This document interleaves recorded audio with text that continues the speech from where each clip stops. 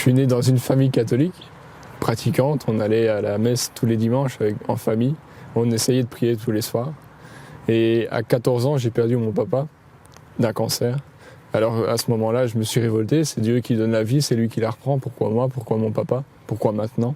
Qu'est-ce que j'ai fait pour mériter ça? À ce moment-là, j'avais beaucoup plus de mal à prier. Et moins je priais, plus dans mon cœur je ressentais du vide. Et à ce moment-là, pour combler ce vide, je me suis drogué, j'ai consommé de l'alcool, parce que pour moi c'était la seule solution que je voyais. J'avais perdu l'espérance et j'étais un peu au fond du trou. J'essayais un petit peu de fuir cette réalité que je comprenais pas en fait. Dans des situations comme ça, on reste dedans parce qu'on voit pas d'autre issue possible, imaginable. À l'âge de 16 ans, j'ai retrouvé dans un meuble à la maison un enregistreur sur lequel papa avait enregistré ses dernières volontés avant sa deuxième opération, dans le cas où ça se passerait mal. Dans cet enregistrement, il s'adressait à moi. Vincent, la seule chose la plus importante pour moi, c'est que tu restes un enfant de lumière. Un enfant de lumière, c'est-à-dire un enfant qui est habité par Jésus. Et à ce moment-là, j'ai ressenti une grosse culpabilité, parce que j'étais loin d'être l'ami de Jésus, étant donné que je me droguais et que je consommais de l'alcool. Papa m'avait parlé beaucoup de foi et de religion. À ce moment-là, j'ai décidé d'aller voir un prêtre pour lui en parler. Je lui ai confié ce que j'avais dans le cœur, je lui ai confié ce que je regrettais, et à la fin, au nom de Jésus, il m'a tout pardonné. Et là, je me suis senti comme libéré, et il m'a dit « Vincent, maintenant, il faut que tu saches que Dieu est présent, et Dieu t'aime, il faut te battre. » Et là, j'ai compris que la seule personne, non pas la drogue ni l'alcool, la seule personne qui pouvait combler mon cœur, c'était Jésus. J'ai pris le peu de drogue qui me restait dans ma chambre, et je suis sorti dans la rue.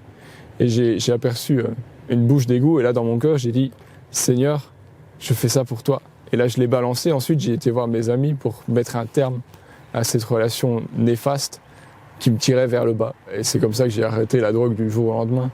J'ai rencontré une paroisse étudiante qui m'a invité à un rassemblement de jeunes chrétiens de 18 à 25 ans. Sur les marches qui montaient vers l'autel, il y avait un panier avec des paroles de la Bible qu'on pouvait prendre. Et donc je commence à prier. Je prends une parole, c'était dans l'Épître aux Romains, chapitre 12, verset 18. « En toutes circonstances, si cela dépend de vous, cherchez la paix avec tous les hommes. » À ce moment-là, je pense directement à mes anciens amis avec qui je me droguais.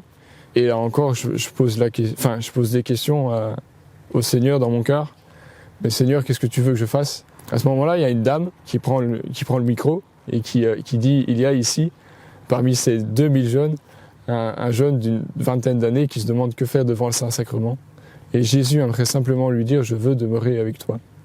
À ce moment-là, j'ai compris que cette parole était inspirée de Dieu et que Dieu passait par cette dame pour s'adresser à moi, pour me rejoindre dans ce que j'avais vécu, dans ma souffrance. Jésus est devenu comme un ami, un véritable ami, en qui je trouve ma force. Ce que j'ai pu comprendre, c'est que j'ai toujours cette souffrance par rapport à mon papa, mais maintenant je sais qu'il y a quelqu'un sur qui je peux compter.